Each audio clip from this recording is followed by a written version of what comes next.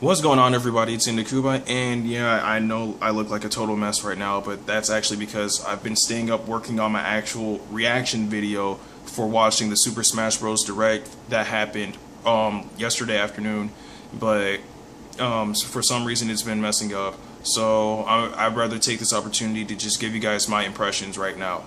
So let's get to it. The very first thing I want to point on are the 5 characters that they announced for Super Smash Bros. For Wii U and Nintendo 3DS. And those 5 characters, out of them, the first 3 are veterans. Another one is, you know, technically a veteran, but they classify him as a newcomer. I don't know. And then the new character that they did announce. So the very first one I want to point on is Yoshi. For starters, he looks absolutely glorious in HD. Like, it's phenomenal. And then I don't know why they decided to hold back until now to announce Yoshi for whatever reason. I believe in the Nintendo Direct they said something like, oh, he stands upright now instead of, you know, hunching over like how he did in the previous games. So we held back to tell you guys that. Okay. But nonetheless, Yoshi's now in the game.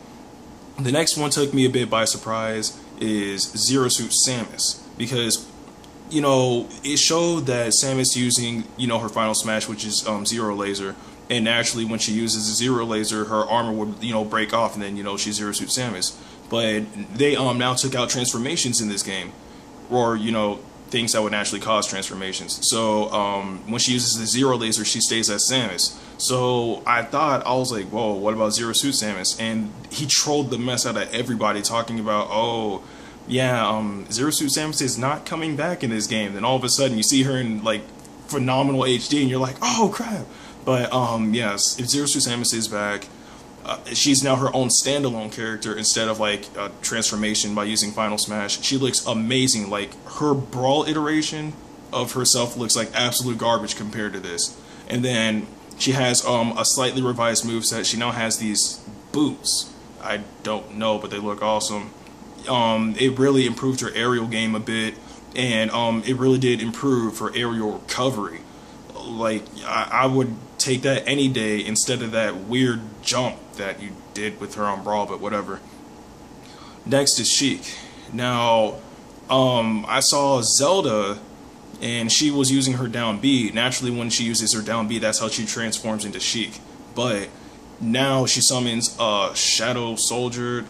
I'm not accustomed with The Legend of Zelda yet. I haven't played the series yet, but, you know, I'm sorry, I'm not accustomed to The Legend of Zelda yet. But she summons this Shadow Soldier, and it's a projectile weapon, so it can be thrown back at her, vice versa, blah blah blah. But it had me thinking, what happened with Sheik? And turns out Sheik is now her own standalone character. She has 2 new moves that I've seen in the trailer. One, which replaced her down B, is like this grenade attack. She'll throw it with a string attached to the pin, and then she'll pull the pin, and then it blows up on the enemy, sends them flying, blah blah blah. And then the next one, which is like an awesome flip bounce kick thing. She'll like flip if she's in midair and she flips on the enemy. She'll kick them and then bounce back. It was so freaking cool. But, you know, Sheik is back in the game, slightly revised moveset. She looks great. And then the next one, which is, you know, the one I was saying is pretty much a veteran, but they classify him as a somewhat newcomer. I don't know. Charizard. Because Charizard, he was on Brawl, but he was with Pokemon Trainer. So I don't know how they classify him, but the point is Charizard is back because he's in another Smash Bros. Game. He is back. He's a veteran in my eyes. But his moveset, from what I've seen, is pretty much the same. I think the move to replace his down B, which was Pokemon Switch, I think what I saw in the trailer is Flame Charge. So if he has that, that's perfectly fine by me, and I would love to see how, you know, tournament players would, you know, incorporate that with how, you know, their play styles are. If they even use Charizard in tournaments, who knows? But I guess we'll see. The next is the one that took everybody by surprise. When I first saw this, I thought Mewtwo was coming back. I was literally about to hit a backflip off like the 3rd story of my dorms if this was true. But it turns out, I will count this as like a semi-troll because I don't think they meant it deliberately, but Greninja is now in this game, and I knew it from the very beginning. I was like, okay, Pokemon X and Y is coming out. They do not have a Pokemon X or Y rep yet. And out of all the Pokemon, besides like Lucario because of a Mega Evolution, I said Greninja has to be in this game because he's probably the best, like, coolest starter final evolved Pokemon I've seen in years. Like, the last one I've seen that was on par with him was Blaziken, in my opinion. But he seems pretty awesome, so I'm using like Water Shuriken, Substitutes.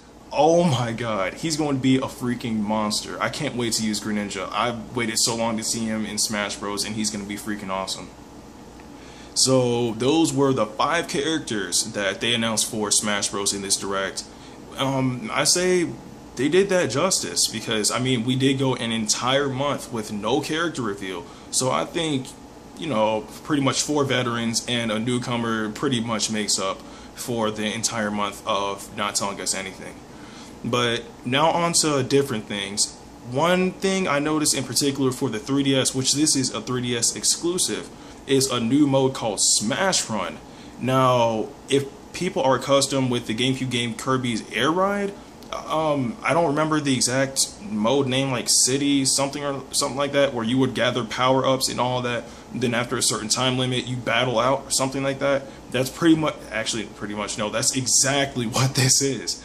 In Smash Run, you pretty much go through this huge stage that's reminiscent of the Subspace Emissary. You fight various enemies of various Nintendo worlds, and when you beat them, you get like certain power-ups, like they fly out like extra speed, extra strength, extra jumping ability, you know, things like that. And then after 5 minutes, you know, the time ends, and all the power-ups that you have, you use to fight against 3 other players. So that is extremely interesting. I have to see how that will turn out, because I personally think that's a great idea, and I really wonder why they don't put that on the Wii U version. That was a fantastic idea. So I really hope they change their minds. I really hope they will put that in the Wii U version, because I would totally be down to play a game of that caliber. Like, that seems extremely fun. Sorry, my phone stopped recording, but nonetheless, let's continue. So the next thing I wanted to touch on were Pokeballs, because they actually diversified it now. You don't have the Pokeball and you don't have the Master Ball. Whereas the Pokeball, you just summon the generic Pokemon, and then the Master Ball where you summon the legendary Pokemon such as Arceus and Victini. So it's kind of cool how they finally diversified which type of Pokemon you will get, but also specified at the same time. Next is stages. Note that all stages on both platforms look amazing, and it's cool how they actually, you know, split them based off of which platform the original series or original game came from. I'll put it like that. For example, like 3D Land, or what was it, the Living Room, or there was another stage, I forgot the name, but those ones are exclusive to the 3DS. Spirit Train, that was the other one. And then you have ones on the Wii U, like Palutena's Temple, Skyloft, you know, etc. That's on that platform. So that's pretty cool how they diversify based off of which platform the game came out on. That's cool. Another thing I want to note is online. Now, we all know Brawl's online was abysmal. Things from connection issues due to lag or some other crap. It was just abysmal. But now they specified it to 2 game modes, which is For Fun, which is self-explanatory, and then For Glory. Now, For Fun is you can play on all stages, all items are turned on, and it records your wins only. So, you know, obviously if you win the match, you're like, hey, that's your 1-0 and 0 or whatever. Note that the only stage you cannot play on For Fun is Final Destination, period. As for Glory, which is more in tune with the competitive side, you play on Final Destination, period, and all items are turned off. You have the option of doing 1v1s, and it records your wins and losses. So make sure that you don't lose a lot, because you don't want to be like, I don't know, 1-5-0 or something like that. And then another thing I do want to note is, and I know you guys have seen this on rather Miiverse or the official website, whereas you would see, for example, I'm going to use Battlefield, where it has the platforms and then another version of it where it has no platforms. And that's because every stage has a final destination form of itself where all the platforms are gone and all the stage hazards are gone. So that's really going to be something good for the competitive players who don't want any type of interferences, you know, bothering them from getting their job done. Another thing is stage hazards. Now, we already know of the Yellow Devil, and he will be an interactive stage hazard, whereas when he gets onto the field, you have to attack him in order to get him away. And the only way you can knock him out is by hitting him in his eye. So you hit him in his eye, he turns into this huge explosion, and the last person who dealt damage, who gave that final blow, will not be affected by that hit, but everybody else will if they're within range. And the last thing I want to touch on, which was the last boss I was going to talk about, Ridley deconfirmed as a character on Smash Bros. I'm sorry guys, but he is confirmed to be a stage hazard on the Pyrosphere. So there's no more speculation if he'll be in the game, because he will not be a playable character. He is a stage hazard. But nonetheless, this Nintendo Direct was really good. I personally enjoyed it. This is actually the first one I've seen since I've recently got a Wii U. But I'll definitely be picking this game up. Just to let you guys know, the 3DS version comes out this summer, and the Wii U version comes out this winter. But yeah, that's it. I really hope you guys enjoyed this video. If you did, don't forget to like this video, share it with your friends, and subscribe to my channel. And as always, thanks for watching. See you guys later.